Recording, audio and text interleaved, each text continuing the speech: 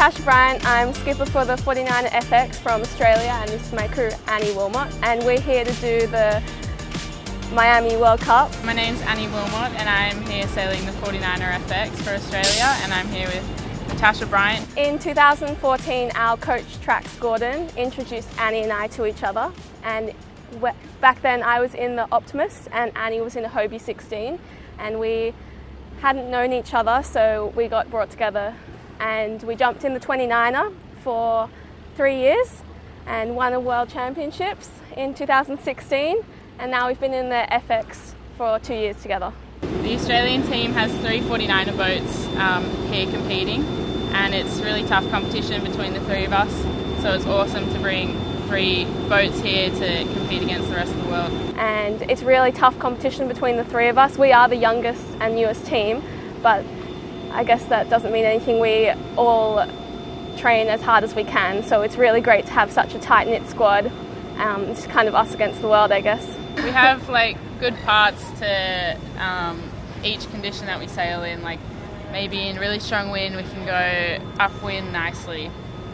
In really light wind we can go downwind nicely. So it's just as the next year and a half goes on to just put all the pieces together in all the wind ranges. But I think the more we go out in each condition, the more confident we are for the next time we do that wind range. So when you reach terminal velocity, you're usually going downwind in a really, really big gust, and the kite will start going really light and flapping backwards to the front. It will just, there'll be no flow over the kite, and the main will load up and be really heavy because the boat can't go any faster through the water, but the rig can go faster through the air. So it just kind of wants to start nosediving. And so you'll pull the main sheet in a little bit more to try and make sure that the bow doesn't go down. And then sometimes the jib will jibe over on you, and you can't bear away anymore because you'll jibe. And so you just kind of hold it through and wait for it, hope that it doesn't pick up anymore. And as soon as you get the opportunity to pick up some speed and put the bow up a little bit, you just take it while you can. Or you just fall in. So we just had a memory come up from yesterday. We were just talking about it. So it was the 24th of January, 2 years ago today, or that day. That was our first sail on the FX, or second sail actually, but our first one in any type of wind. And we went out and we tried to bear away. It was about 18 knots. And bear away is probably the hardest part of the boat when you're first learning. And I hadn't really trapezed before. We hadn't really sailed the boat apart from 2 hours the day before in about 0 knots. And we got the boat bore away. We were like, this is cool. Okay, we'll try a jibe. And we tried to jibe, and I just face planted off the opposite side of the wing and knocked my front teeth into the under the hull on the other side, and almost put my tooth through my whole lip, just cut the inside of it, and then it came out and there was blood flowing out of my mouth.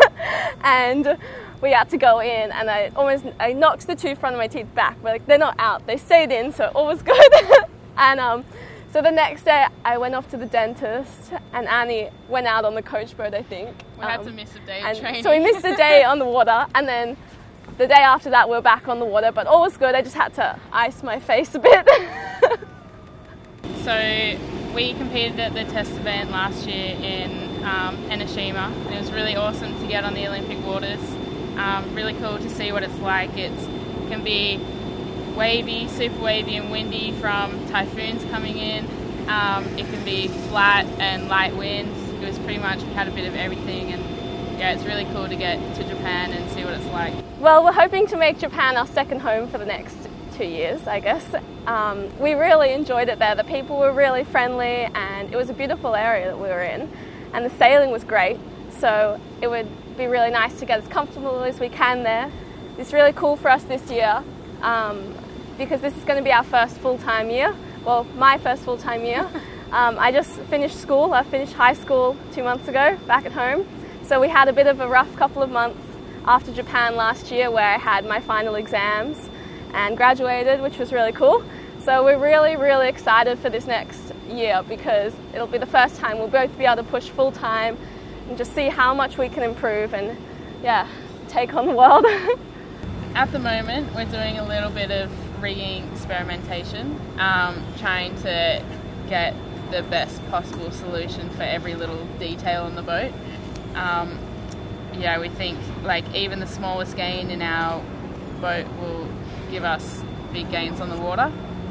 We run a 2-boat program, 1 boat at home in Australia that stays there and that we train on all the time when we're back at home. And we had a boat in Europe last year that we'd shipped over at the beginning of the year so it was ready for when we arrived. And that boat that we had in Europe came to Miami for the beginning of the year here, and then it's going to go back to Europe for the Europe season in a few months. Even if we chartered a boat, we would try to match our boat at home so we're as comfortable as we could be in it. We pretty much have mastered the art of packing up anything on the hull that we can imagine into a suitcase and taking it across the world and setting it back up on our boat back wherever we are. Harken's been really helpful to us with helping us with equipment and helping us keep our boat going. Our boat's a pretty well-oiled machine and we like to keep it with the best equipment and keep it going the best it can, and Harken does that for us. So